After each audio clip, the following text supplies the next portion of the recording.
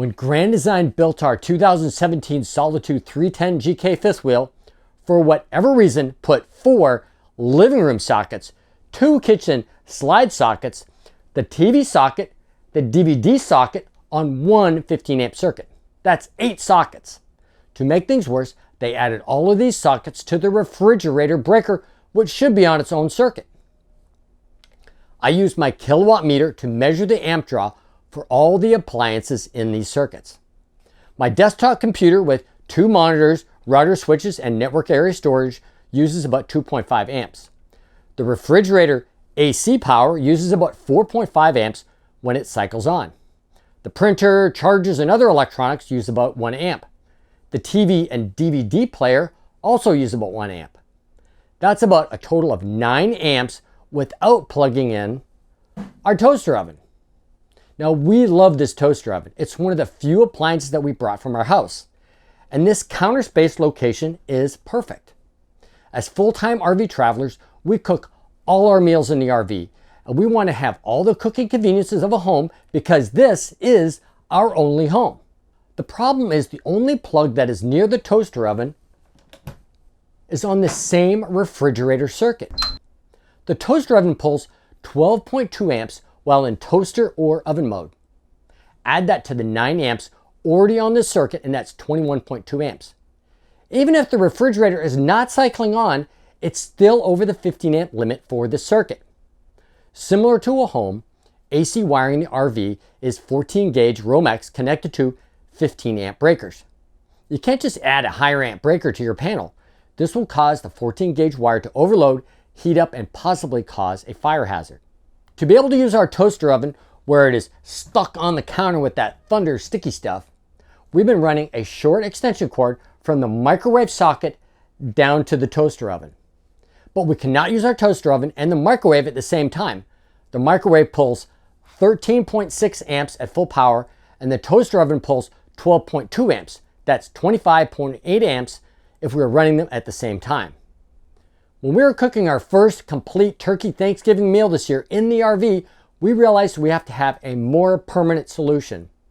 The best solution would be to run a completely new circuit off the breaker box and run 14 gauge Romex wire over near the toaster on the kitchen slide. But that would be a major pain, fishing new wires through the wall and into the kitchen slide. The slide already has 3 separate circuits. First, the problematic overloaded circuit with the 8 sockets in the fridge. 2, the microwave circuit, which is just for the microwave alone. 3, the fireplace circuit, which is just for the fireplace alone. I took out the fireplace to get to the AC socket for the fireplace and add a separate socket on that circuit for the toaster oven. I will mount this socket right up here on top of the TV cabinet. I will replace the existing socket for the fireplace with a new socket and run new 14 gauge Romex from the new socket up to the TV cabinet.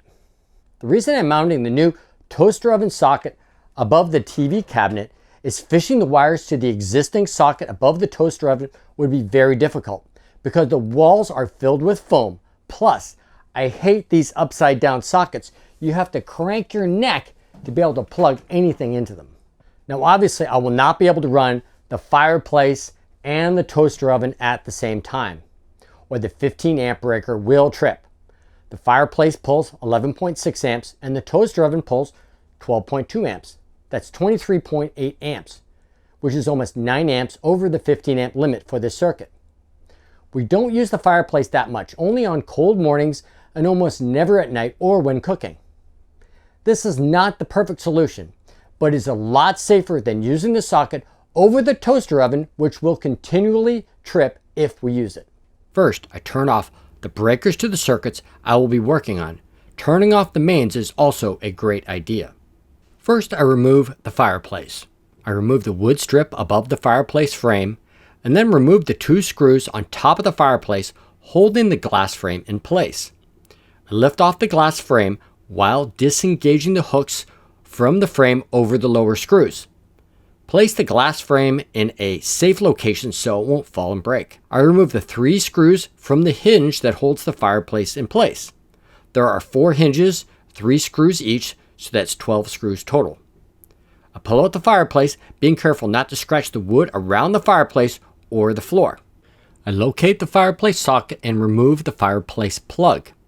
Now I use a multimeter to test that there's no voltage going to this socket. Removing the old fireplace socket.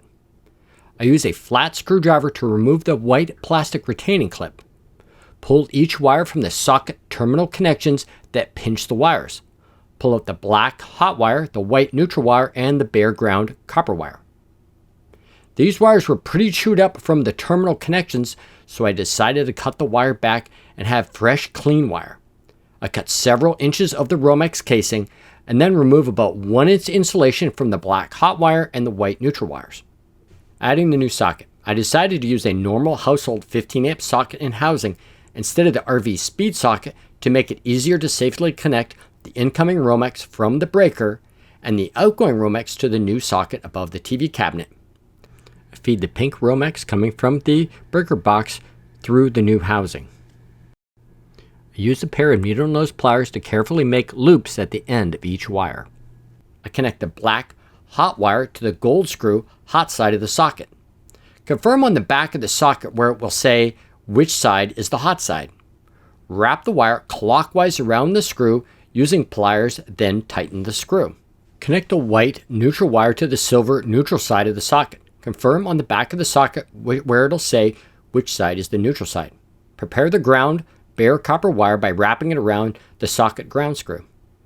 Measure the distance from the fireplace socket to the new socket location on top of the TV cabinet. Cut a new length of 14 gauge 3 conductor Romex. I'm using outdoor rated Romex that I already had. Insert the wire into the housing. Cut back the outer casing several inches to expose the black, white, and copper ground wire. Cut back the insulation on the black and white wire about 1 inch. Use a pair of needle nose pliers to create clockwise loops at the end of each wire. Connect the black hot wire to the second gold screw side of the socket. After the wire is wrapped tightly clockwise around the screw, tighten it down. Connect the white neutral wire around the second silver neutral side of the socket. Connect both ground wires to the ground screw connection on the socket. Screw the socket into the housing and attach the faceplate. Then I screwed the housing to the floor. Adding the new TV cabinet socket.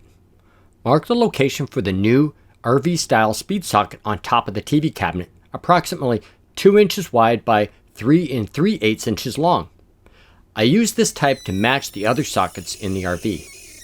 I use a Dremel zip bit to cut out the opening for the new socket.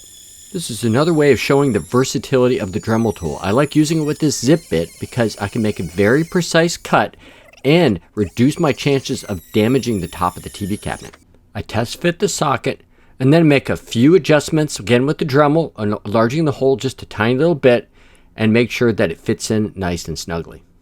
Run the Romex wire from the fireplace to the opening for the new TV cabinet socket. Remove about 3 inches of the outer casing of the Romex. You do not have to strip the insulation from the black and white wire to use a speed socket. Pull off the white plastic retaining clip from the new RV style speed receptacle socket. Identify the hot, neutral, and ground terminals inside the socket marked in the plastic. Press the black wire into the hot terminal of the socket. Use a flat screwdriver tip to get it started.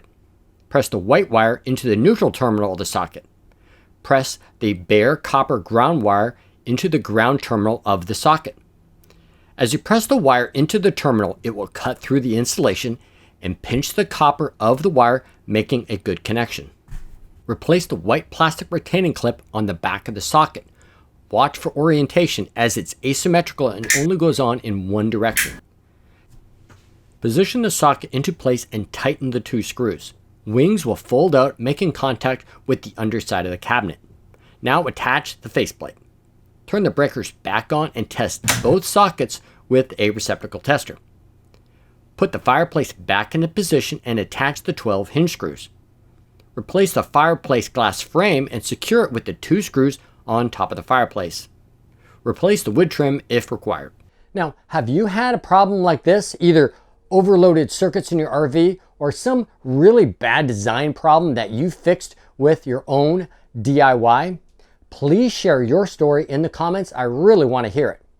Now, I do lots of videos like this, lots of DIY, RV repair, stuff like that. If you like that kind of stuff, please consider subscribing to our channel by clicking this link right down here. Now, I'm also going to leave a link to more DIY RV videos right over here. And remember, downsizing does make sense.